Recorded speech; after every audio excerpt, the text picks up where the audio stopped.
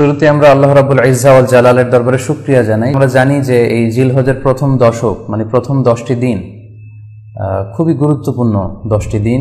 আল্লাহ তাআলার কাছে খুবই পছন্দনীয় এই 10 দিনের আমলগুলো, এমনকি জেহাদের চাইতেও বেশি হাদিসে এসেছে।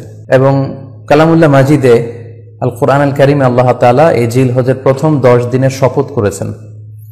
এই 10 দিনের ইবাদত আল্লাহ তাআলার কাছে এত বেশি পছন্দনীয় হওয়ার কারণ হচ্ছে এই 10 দিনে আল্লাহ তাআলা উম্মাহাতুল ইবাদাত অর্থাৎ যত মৌলিক ইবাদত আছে সবগুলো মৌলিক ইবাদতের একটা সমন্বয় করেছেন জিলহজ মাসের এই প্রথম 10 দিনে, যেটা বছরের অন্য কোনো সময় কিন্তু পাওয়া যায় না। কারণ এই 10 দিনের ভেতরে সালাত আছে, নফল সিয়াম আছে, সাদাকা আছে, কুরবানি আছে, হজের প্রসঙ্গটা আছে, যেটা বছরের অন্য কখনো এরকম উম্মাহাতুল ইবাদাত অর্থাৎ যত মৌলিক ইবাদত আছে সব মৌলিক ইবাদতের কম্বিনেশন সমন্বয় বছরের কোনো সময় কিন্তু আসলে হয় না, যেটা হয়ে থাকে জিলহজ মাসের প্রথম এই 10 দিনের ভেতর। এজন্য এই 10 দিনের ইবাদত আল্লাহ তাআলার কাছে অত্যন্ত বেশি প্রিয়। এজন্য আল্লাহ রাসূল সাল্লাল্লাহু আলাইহি ওয়াসাল্লাম এই 10 দিনে যাতে আমরা বেশি বেশি নফল ইবাদত করি আমাদেরকে উৎসাহিত করেছেন। পাশাপাশি আমরা যেন বেশি বেশি তাহমিদ, তাহলিল, তাকবীর দিয়ে এই 10টি দিনকে মুখরিত করে রাখি, এজন্য তিনি আমাদেরকে আদেশ করেছেন। এজন্য এই 10টি দিনে আমরা যেন বেশি বেশি সুবহানাল্লাহ ওয়ালহামদুলিল্লাহ লা ইলাহা ইল্লাল্লাহু আল্লাহু আকবার এই আজকারগুলো যেন আমরা বেশি বেশি পড়ি।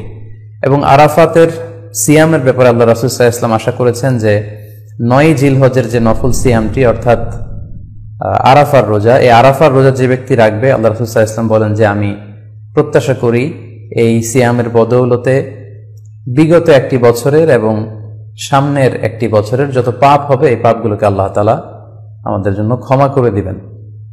এবং জিলহজের 9 তারিখ ফজর থেকে কিন্তু আমাদেরকে ওয়াজিব তাকবীর পাঠ করতে হয়। আমরা জানি সেটা শুরু হয় আরাফার দিন ফজর থেকে।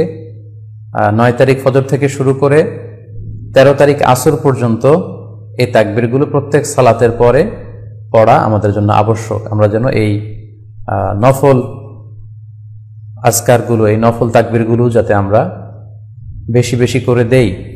এবং যারা কুরবানি করার জন্য ইচ্ছা পোষণ করেছেন তারা যেন এই 10 দিনের আগেই তাদের মাথার চুল এবং নখ কেটে পরিচ্ছন্ন হয়ে যান। এবং জিলহজের এই 10 দিনে তারা যাতে মাথার চুল না কাটে এবং হাতের নখ না কাটে, এই মর্মে আল্লাহ রাসূল সাল্লাল্লাহু আলাইহি ওয়াসাল্লাম আমাদেরকে গাইডলাইন দিয়েছেন। সব মিলে আল্লাহ তাআলার কাছে এই 10টি দিনের ইবাদত খুবই প্রিয়।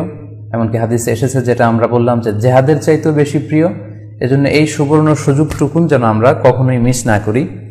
তাই আমাদের সাধ্যমতো আমরা যেন বেশি বেশি নফল ইবাদত করি। আমরা যেন সুযোগ হলে পুরো 10 দিন ব্যাপী আমরা চাইলে নফল সিয়াম রাখতে পারি, আমরা বেশি বেশি কোরআন তেলাওয়াত করতে পারি। বিশেষ করে তাহমিদ, তাহলিল এবং তাকবীর, আলহামদুলিল্লাহ লা ইলাহা ইল্লাল্লাহ আল্লাহু আকবার, এই জিকিরগুলো, এই আজকারগুলো পড়ে পড়ে যেন আমরা এই 10টি দিনকে মুখরিত রাখি। আল্লাহ তাআলা জিলহজ মাসের যে মাহাত্ম্য এবং বারাকা তিনি আমাদের জন্য দিয়েছেন, এগুলো যেন আমরা বেশি বেশি হাসিল করতে পারি। আমিন ইয়া রাব্বাল আলামিন।